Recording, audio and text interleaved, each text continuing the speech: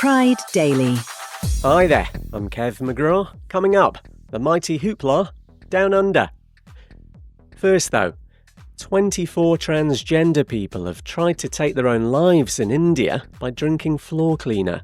Follows claims they were being blackmailed by two men pretending to be journalists, plus there's also a rape allegation in the mix here. We think the mass suicide attempt in Indore was to bring attention to this and put pressure on police to arrest the men. Neha Kumwar's been speaking to reporters. We were afraid and were in shame.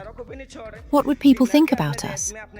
Our sisters and daughters don't feel safe here. Why aren't we safe? Why can't we live freely? Why?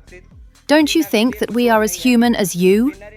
Neha was part of a group of trans people who tried setting themselves on fire at the hospital where all those who drank floor cleaner are recovering.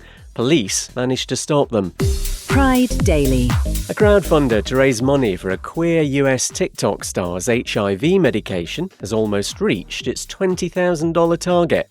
Mainly Manny only learned his status a few months ago after suddenly finding he was unable to walk. He's been in hospital trying to get mobile again. Treatment costs $4,000 a month. A link to the fundraisers in our show notes.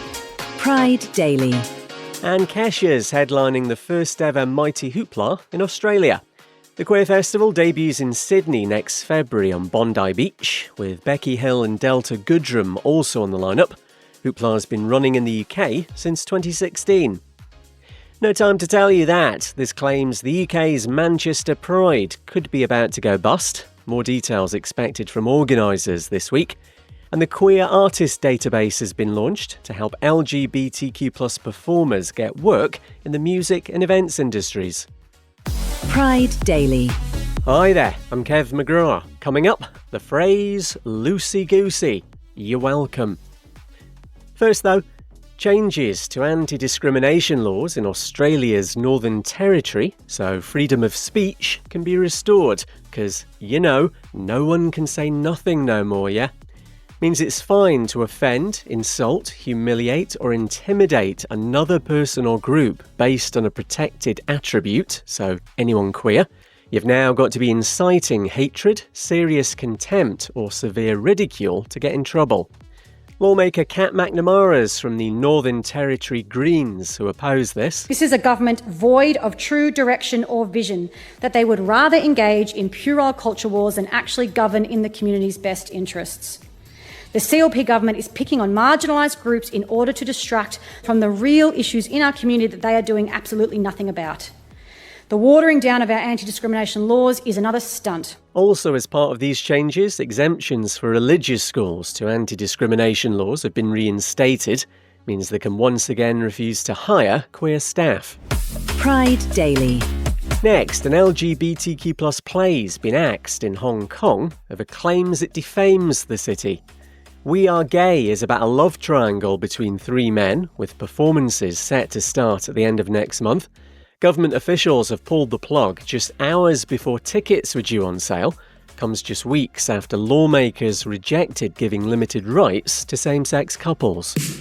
Pride Daily. And Sylvester Stallone's wife says the children of Hollywood stars turn out transgender because their lives lack structure.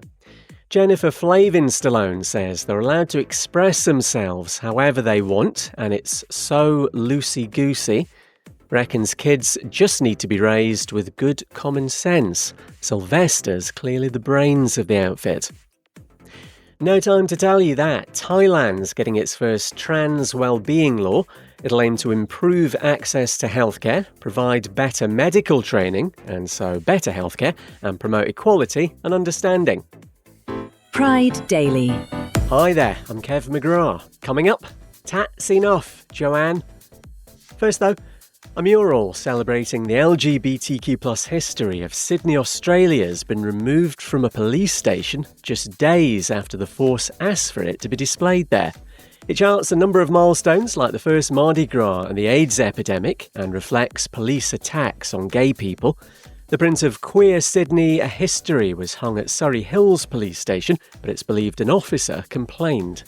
Jeremy Smith's the artist. It's disappointing, but I understand that some people find, history confronting and challenging. And the intention of the work was never to upset anyone. It's really about building bridges, and it's a love letter to Sydney and my queer community. Thanks to Australia's ABC, New South Wales police say they're working with Jeremy on creating a new artwork for them.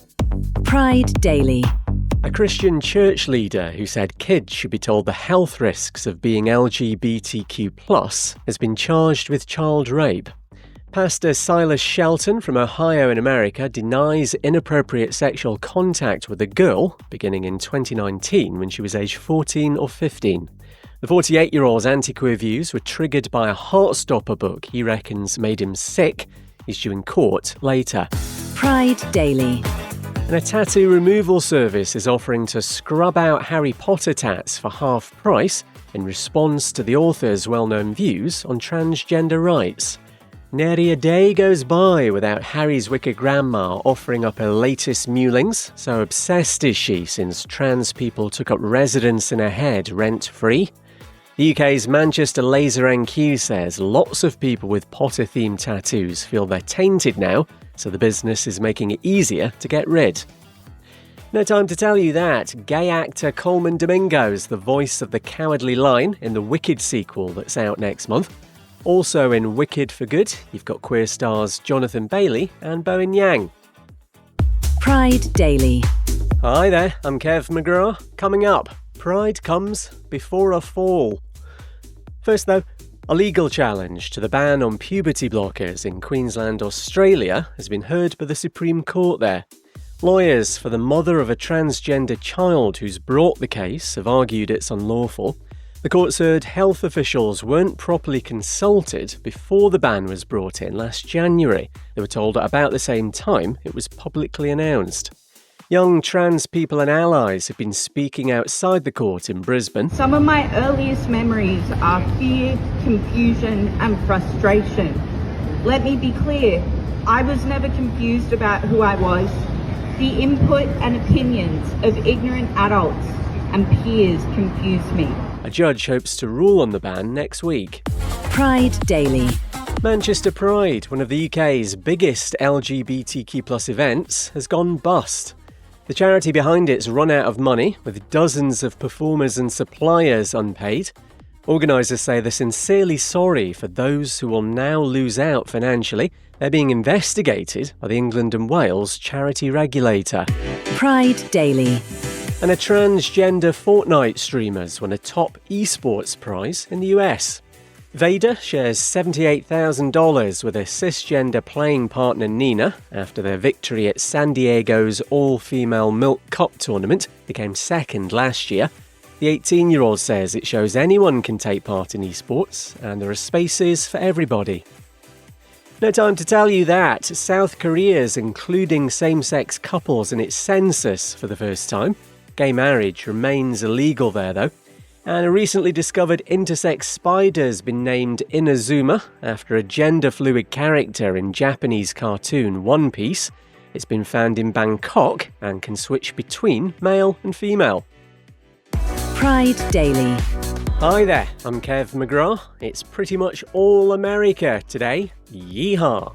Coming up, lesbians and their miniature cows. First though, the future of same-sex marriage in the US could be in doubt. It's been revealed the Supreme Court's to have a private session next month to decide whether to hear a legal challenge. Won't bore you with the details, but an evangelical Christian's involved rolls eyes. Ultimately, marriage equality could end up being left to individual states to decide on. It's 10 years since Jim Obergefell won his legal fight, allowing gay people in America to tie the knot. How on earth does any queer marriage impact anyone else? We simply wanted the right to marry, to say I do to the person we love, and to have our marriages, our relationships, our families treated just like any other. Thanks to the Katie Couric channel. If the court does move forward on this, we could see a ruling by next June. Pride Daily. Next, a celebration of the life of transgender activist Miss Major Griffin Gracie. She died last week in Arkansas at the age of 78 after fighting for trans rights for more than half a century. There's a memorial in Little Rock there tomorrow, where a transgender support centre's based, with services also planned in New York and San Francisco. And I need you to know that she was at the Stonewall riots in 1969 and spat in a police officer's face. Pride Daily. And a lesbian couple are breeding miniature cows in Ohio as therapy animals. Zebus are a small species from Southeast Asia. They like big dogs and enjoy being fussed over. Ashley Conrad and Morgan Bush are rearing the bite-sized bovines, which end up at therapy farms and support vulnerable young people. No time to tell you that Utah Queer Film Festival starts today in the US. You've got South Africa's Johannesburg Pride tomorrow, and it's Intersex Awareness Day on Sunday. Get in touch on our socials, we're at Pride Daily Pod. That's your lot. I'll see you next week.